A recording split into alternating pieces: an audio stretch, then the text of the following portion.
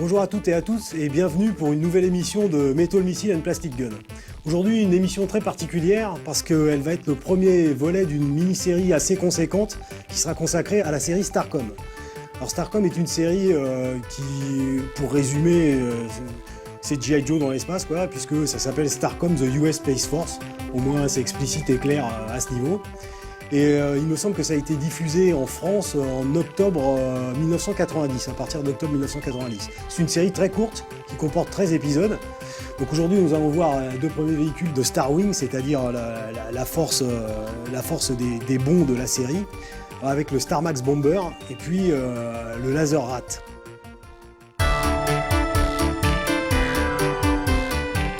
Voilà. L'objet est sorti de sa boîte, je vous présente le Star Max Bomber qui, comme vous pouvez le constater, est une version améliorée et plus profilée de la navette spatiale, plus militaire, hein, des indications de danger, no step et autres signalisations que nous connaissons bien sur le matériel militaire.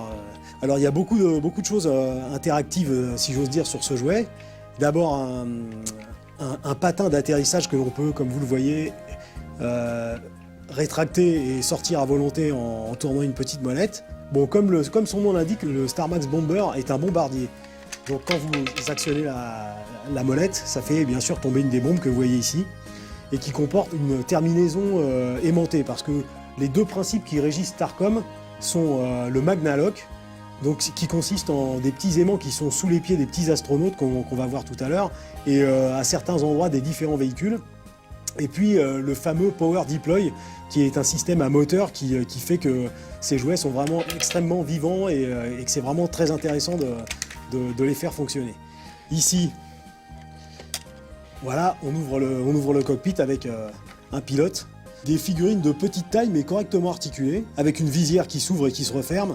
Et puis les uniformes sont différents, ainsi que les sigles selon l'arme à laquelle appartient le soldat. Donc c'est vraiment très bien fait. Maintenant, vous avez aussi un équipage à bord du Star Max Bomber. J'appuie sur ce petit bouton et le cockpit arrière s'ouvre avec deux autres personnels, comme on dirait dans la spécialité. Bon, le cockpit est assez détaillé, c'est vraiment très sympa, et il y a quelque chose qui personnellement m'interpelle, c'est l'espèce de levée un peu ralentie et un peu amortie du cockpit.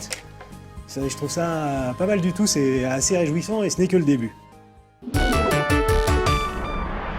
Parce que maintenant, voici le feature principal, à savoir le Power Deploy, qui est vraiment une extraordinaire invention. Ces jouets ont été faits par Mattel. Je pense que dans le dessin animé, il n'y avait pas de réelle allusion aux features que posséderaient les jouets.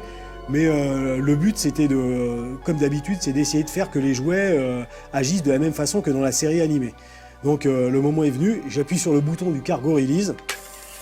Et là, sous nos yeux ébahis, parce que moi, ça ne cessera jamais de m'ébahir, vous voyez le dock arrière qui s'ouvre lentement avec un bruit de moteur.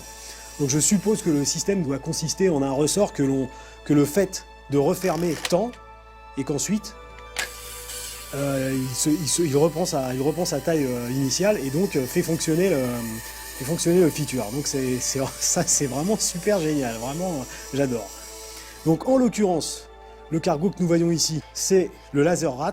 Intelligemment, il y a des rampes de manière à faire débarquer l'objet que nous débarquons ici, voilà. Voici le Laser Rat qui, comme vous pouvez le constater, est un mini véhicule tout terrain. Une fois de plus, le Power Deploy entre en action. Il me suffit de toucher un petit bouton et voilà. Alors le Laser Rat est bien sûr piloté par un personnage que vous pouvez mettre ici. Et puis il comporte donc du Magnalock, c'est-à-dire des petites plaques métallisées à gauche, à droite et au milieu. Donc vous pouvez parfaitement lui adjoindre un soldat supplémentaire. Il ouvre les canons latéraux et c'est parti pour l'aventure. Dans la boîte était inclus un compartiment de transport de troupes qui est numéroté. Donc si vous avez, ce qui est possible d'ailleurs, plus de personnages que de véhicules, vous pouvez parfaitement les asseoir dans cette nacelle. Vous placez la nacelle dans le dock qu'on referme. Et voilà, on peut repartir et je ne résiste pas à vous le faire encore une fois. On peut débarquer le personnel au moment où il le faut. Voilà, c'est super génial, c'est simple, c'est un côté que je qualifierais d'interactif, dans la mesure où en touchant un bouton, vous pouvez faire fonctionner le jouet. Les autocollants étaient séparés, il fallait les mettre, ça aussi ça rajoute à la beauté finale et puis ça donne un petit côté réaliste à l'ensemble. Voilà pour la première partie d'une série conséquente, je répète, qui sera consacrée à Starcom. Et une fois de plus, vous avez pu le constater, les jouets sont quelque chose de beaucoup trop sérieux pour être confiés aux enfants.